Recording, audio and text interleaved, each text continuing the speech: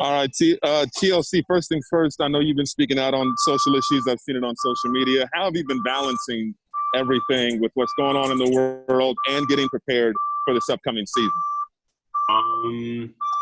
Trying to split my time between working out and educating myself, being out there and fighting and, being involved.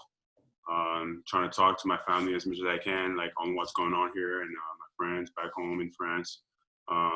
Trying to solely educate myself, on America history and French history about everything that on everything that's going on right now, and just splitting my time between those two. Timothe, this is Greg Logan of Newsday. Did you go back to France at all during this time since the season was paused? No, I didn't. I wish I did, but I didn't.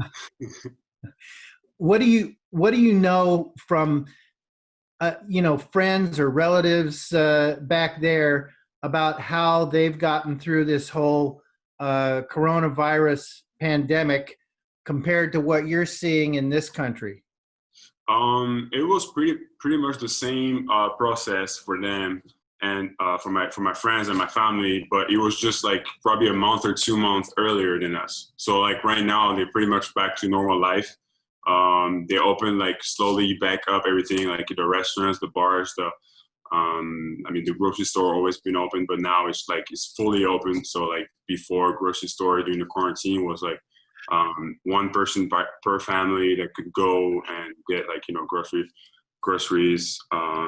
Was huge line outside.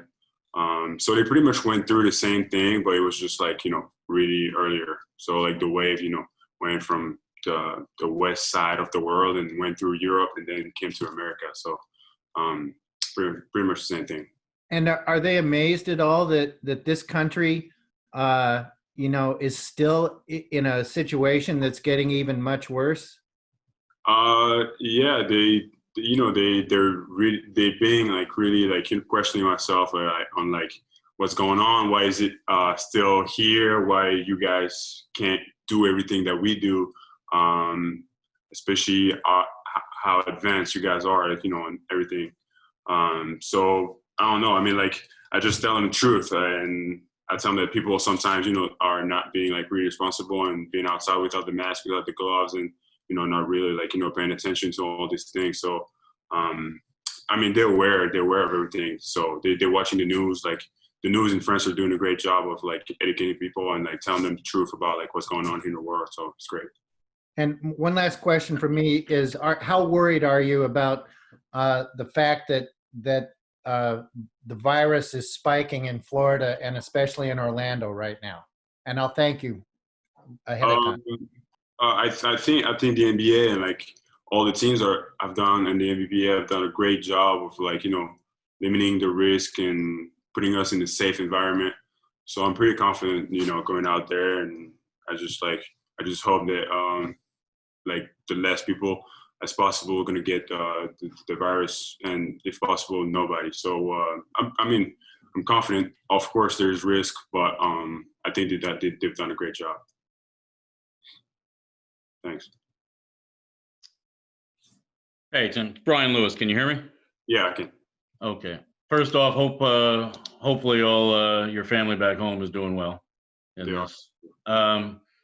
Greg swiped a couple of my questions, but I just want to follow up on that. Did you obviously, you said you didn't leave here to go back home. Was part of that just timing? I mean, when the numbers were high, when the numbers were coming down in France in general and Paris in specific, what was your main thought process then in not going over there? Was it just timing and quarantine issues, or? I just thought it was not worth it. I'll be able to see my family after everything, is over. Everybody's safe, so there was no rush in terms of going back home and see my family because it was problem health-wise. So I didn't feel the rush or the need to go back, especially with the NBA being postponed, and the fact that you have to quarantine for 2 weeks when you come back. from Europe, and like all the laws and rules about like people coming back from Europe to the U.S. So it was like timing, and it was not worth my time to go back. So like I've just done a bunch of FaceTime and like Zoom calls with my family, and that was fine. And my only follow-up is, when you talk to people back home, whether that's family or friends or former teammates or what have you, and you said they were asking you, what's the story? Why can't U.S. seem to get their act together with this virus? And you said you would tell them the truth. Are they, I don't know, are they surprised or stunned that, people can't seem to act responsibly? Oh yeah, they were surprised and shocked, and especially for them, it was hard. Like for like literally like a month and a half or 2 months, like you couldn't go out. Like if you went out of your home, like you would have to get like a lethal reason to go out, like either going to the doctor and like have a paper like to prove that, or going to a grocery store and to get like supplies. But besides those two, or like urgency, like you couldn't go out, or if you went out, like it was like a huge fine, like I don't know, like a few thousand euros. So it was really a big deal like over there. So they were like really surprised and shocked that we didn't have these kind of things here. And after, obviously, like they've seen the news and they've seen like everything going on here in the U.S. and in other part in the world, but they've seen like like people protesting outside, like it's a bigger purpose, so they understand also at the same time. Thanks.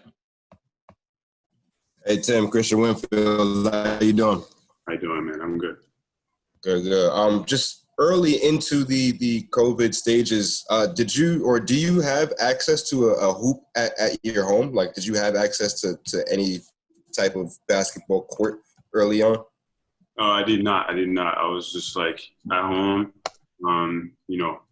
quarantining, trying to stay healthy as much as I could, trying to stay in shape, like, doing Zoom calls, like rumble classes, yoga classes. I had a bike at home, do all these kind of things. I guess once the practice facility opens back up, is there like a level of rust that you have to shake off? Or you like missing more jump shots than you were accustomed to? Like how have you kind of been working back into playing shape since you hadn't had access to any of that stuff?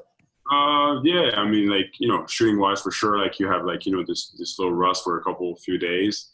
And then like, you just need to get your basketball shape back, and it's all good after that. Got you. What kind of communications have you guys had with Jacques during this time, and how has he kind of kept you guys in the know, and just like how has he been able to coach you guys without kind of being able to be hands-on throughout this process? He's done a great job. Like he was calling us like weekly, like texting us like as a group or as individuals. He was talking to us like like how to stay motivated in this type of like time and period, like because of what's going on like with the NBA, with the COVID-19, and after like we had like talks as a team about like Black Lives Matter and all these things. Right. So he's done a great job. We've done a great job also as teammates to talk and communicate and stay with each other. Sure. In the spirit.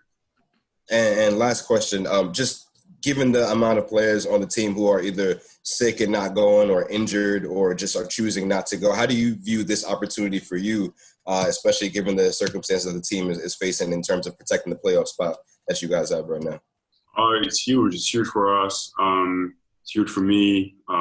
Obviously, we're going to miss them. We're going to miss everybody. But as we say this year, and as it's always been, it's next man up, and right. you have to stay ready and be ready to play, and like that's just responsibility now. It's not there, so like I'm sure they'll support us and regardless, and we will try to do the best job we can. Got it. Thank you, man. Appreciate it. Hey, Tim. Hey. Christian took a few of my questions, as did Brian. The few I want to ask you, just given the in light of a lot of the guys that have opted out, as Christian said, Wilson, DeAndre, et cetera, how do you see your role change with this team? And do you think you guys might have to change up your style of play given all the personnel you guys are missing, or the system can still work given who's still around and going to Orlando? I mean, I guess now I'm gonna have to play the 4 or 5 at some point. But no, pretty much the same thing. I think we're gonna play super fast, super quick. We have a young team with a few, a couple of veterans now, but I think we're gonna play fast. My role is gonna stay the same. I think I'm just gonna help a little bit more in the paint and stay out there with Jay and the bigs we have. So I'm gonna have to to do like sometimes like the dirty job that the bigs do. When's the last time you would have played center as a big man? Back over in France or never? Never. The position I played was the 4-man, and I was playing like a wing. Like I was just like stretching out and playing one-on-one. Awesome. And then just last one for me. What did you do with all the free time? You said you didn't have access to a hoop and everything. I mean, did you get acquainted with Netflix pretty well, or what'd you do to keep yourself busy outside of basketball and conditioning stuff during the quarantine? First, I was calling my family a lot. Then I started reading. Jack gave us like a book to read, so I started to read that. I had other books to do, other books to read. Obviously Netflix too, like a bunch of movies. I started cooking a lot, and I started also learning Spanish. So that was the big purpose and the big topics. What was the book Jacques gave you? The name of the book is Chop Food and Care Water. I forget Gotcha. water. Yeah. Gotcha. Thank you, man. Merci. Thank you. All right, guys. Last question. Real quick, Tim, you said you started cooking a lot. What have you been concocting in the kitchen over there? So I have this book, this French book. It's like 400 pages, and every page is it's a new recipe. So I've done a bunch of things, and it's like really like it's easy to do and like really like explain like really easy. It's like every meal takes like 20 to 30 minutes to prepare. Wow. And, yeah, it was pretty easy, but yeah. What would you say the favorite thing that you've made so far in the kitchen has been so far? Fried chicken and yeah. yeah. Oh man, appreciate you, man. Thank you.